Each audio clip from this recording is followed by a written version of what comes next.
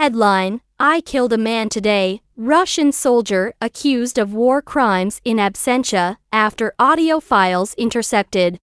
Source: CNN News. Date: the 21st of March 2023. Details: a Russian soldier who allegedly shot a civilian in an extraordinary attack, caught on camera by a Ukrainian drone, is being accused of war crimes in absentia by the Ukrainian police. The dossier of evidence against him includes phone calls between the soldier and his wife and friend, intercepted during a months-long investigation into the Russian attack near the city of Izium last June. The audio files were shared exclusively with CNN in advance of a news conference in Kharkiv to announce the charges on Tuesday. Police identified the soldier as Klim Kurzov, a 25-year-old commander from Moscow who served in the 2nd Motorized Rifle Division of the 1st Tank Army in the Western Military District. He is accused of the attempted murder of a civilian, a war crime, under Article 438 of the Criminal Code of Ukraine. The attack was also captured on aerial footage by Ukrainian soldiers who launched a unique rescue mission by attaching a piece of paper with the words "Follow me" to a small drone, an operation which featured in a recent documentary by Ukrainian filmmaker Lyubomir Levitsky. We are watching this as if it's on TV, like a soap opera. A horror movie where Russians kill civilians, the head of the investigation department for Kharkiv police, Serhiy Bolvanov, told CNN. In addition to the drone footage, Bolvanov said their investigation included forensic examinations of the vehicle and the scene, conducted after Izium was liberated by Ukrainian troops in September, along with evidence gathered by cyber police who tracked down the soldier's social media accounts and phone calls.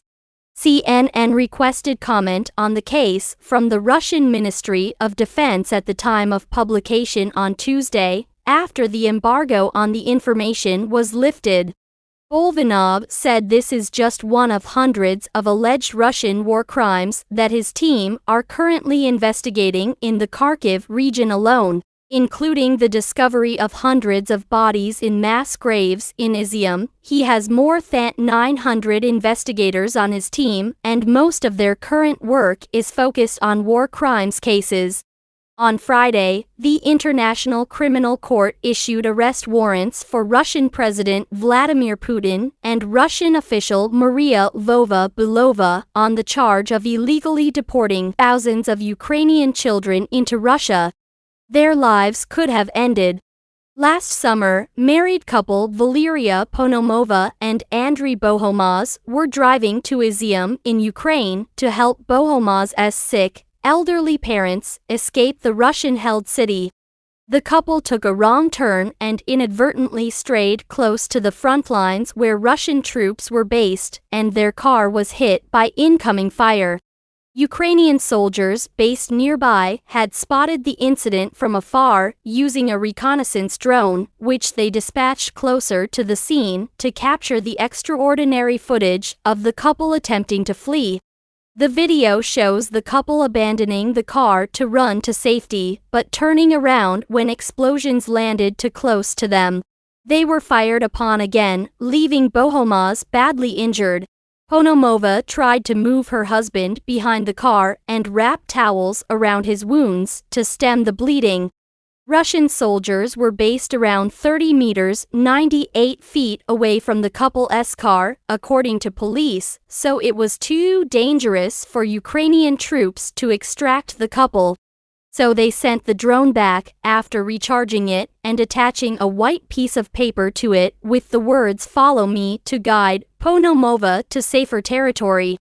She saw a drone overhead, but wasn't sure whose side it was on. I turned and just fell on my knees, and I just screamed with the most agonizing cry, said Valeria Ponomova. I didn't know whose drone it was. Our forces, or the enemy, she later said during the documentary. Ponomova said she eventually followed the drone, thinking it was the only way to get help to her injured husband. But soon after she left, a team of Russian soldiers approached the car on foot and picked up the injured Bohomaz and threw him in a nearby ditch. Miraculously, he survived.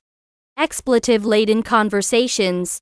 The drone footage showed that Ponomova didn't see this happening behind her, as she continued on foot down the battle-scarred road, even stepping around lines of anti-tank mines.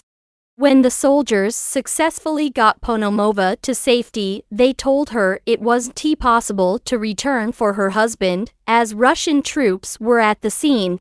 So far, one Russian soldier has been accused.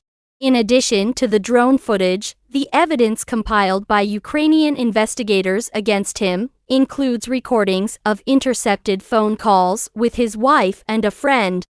In one of the expletive-laden conversations, the soldier told his wife that he killed a man today, after firing on a car from his Soviet-era infantry fighting vehicle. Immediately after this, the soldier reverts back to casual conversation, asking his wife to put some money on my phone today, okay? In a call to a friend a day later, he repeated the confession of killing a man, and when his friend asked how it felt, he replied, "The car got shot up. I don't give a F." CNN has translated the raw audio intercepts provided by police, but cannot independently verify the files. Bohomaz managed to pull himself out of the trench to seek help despite serious injuries. "I heard that it was starting to rain, and I began to shiver," Bohomaz said in the Follow Me documentary. "After a night in the trench, I came to my senses from the rain. I understood that I had to get out somehow," he added. Bohomaz managed to limp to safety towards the Ukrainian position. "It took about 30 or 40 minutes," he said. "But I walked with stops because I felt a lot of pain." 9 months since surviving the attack, Bohomaz is still in treatment for multiple shrapnel wounds to his brain, chest, and spine. CNN reached out to the couple for comment on the legal process, which is starting against the Russian soldier, but did not receive a response. "It's a terrible crime," Bolvanov said. "Their lives could have ended at this crossroads, but luckily they managed." Thanks for watching. Please like, comment, and share. Don't forget subscribe and click the bell button to get update news reminder.